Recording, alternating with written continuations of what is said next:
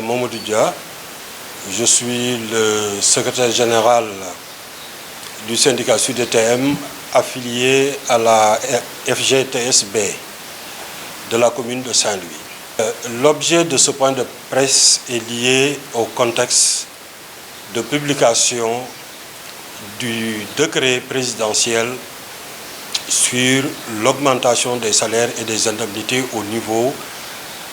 des personnels des collectivités territoriales du Sénégal. C'est donc une occasion pour nous, encore une fois, de remercier les autorités au niveau central, notamment le ministre des collectivités territoriales, pour la diligence avec laquelle il a traité ce dossier-là. Il faut reconnaître que c'est un dossier qui est vieux de plus de 15 ans et c'est aujourd'hui l'aboutissement grâce donc au gouvernement actuel et également au ministre Bala Moussa Fofana, que nous saluons au passage et que nous remercions pour sa diligence. Ces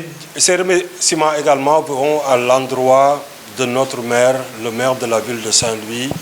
Amadou Mansour Faye, qui dès le début a manifesté la disponibilité et la volonté de la commune de Saint-Louis à payer ces indemnités-là. Accompagné en cela par son administration. Donc l'administration municipale de Saint-Louis également est à saluer, est à remercier pour tous les efforts qu'ils ont faits pour traiter l'ensemble des dossiers du personnel dans les règles de l'art,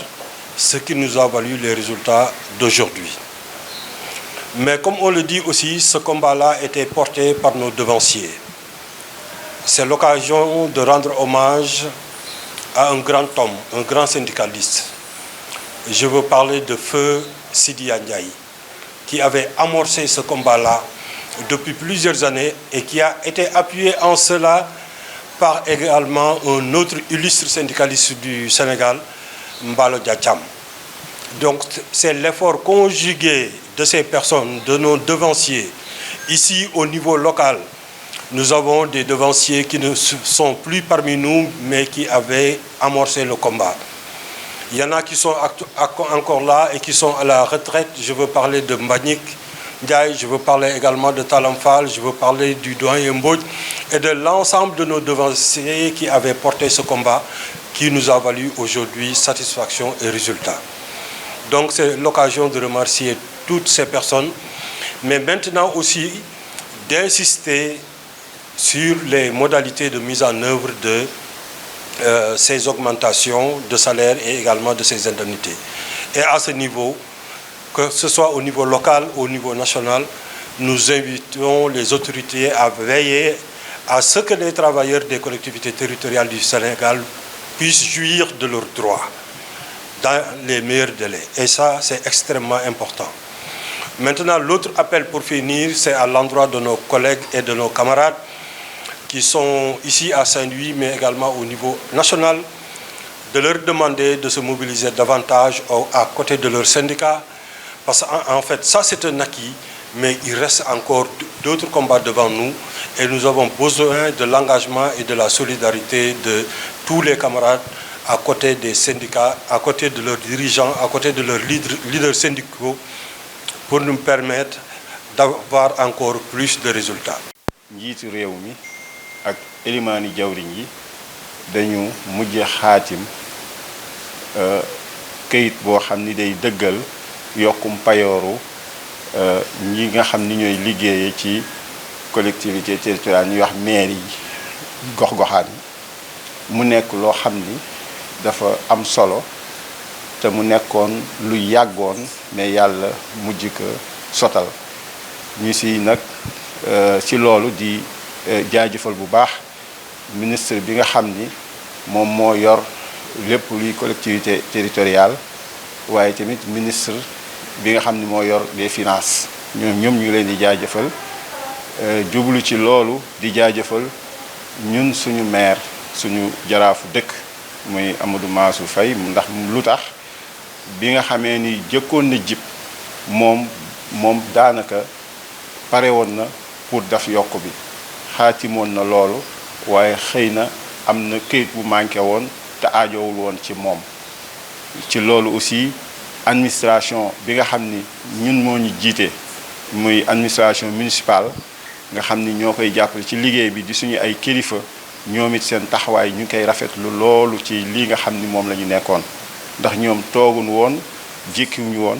ñi ngi ci woon gaaw loolu nag ci traité lépp loo xam ni ay dossier la yoo xam ni dafa nekkoon suñu ay dossier ñun ñi nga xam ni ñooy agent yi. également di wax ni lii nañu xam ni yàgg na lool mat na fukki at ak juróom bañ koy xeex ak léegi waaye xeex boobu am na ñu ci nekkoon ñoo xam ni ñoo ko porté woon ñoom ñoo ko gàddu woon ku ci mel na njëm si yàlla ja Sidya Ndiaye tey nag dañ ci profité pour jaajëfal ko pour ñaanal ko yàlla yërëm ko xarit àjjana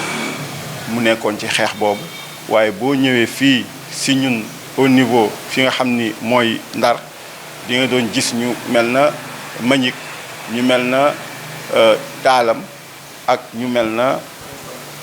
Instant Mbodj nga xam ni ñoom macha allah suñu mag yooyu